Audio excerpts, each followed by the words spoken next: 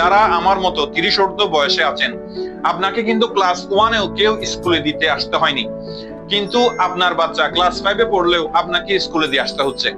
কারণ তখনকার সমাজে মানুষরূপী হায়না ছিল শতকরা 2%, যার বর্তমান সংখ্যা অনেক। কারণ তখন আমাদের সিনিয়র যারা ছিলেন, বা আমাদের সকাল শুরু হতো ধর্ম দিয়ে।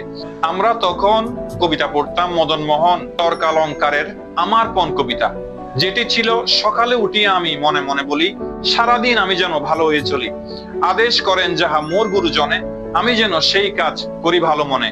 আর এখন কবিতা পড়া হয় টুইঙ্কেল টুইঙ্কেল লিটল স্টার, বা বাংলা হলে হাট্টিমা টিম টিম তারা মাঠে পারে ডিম।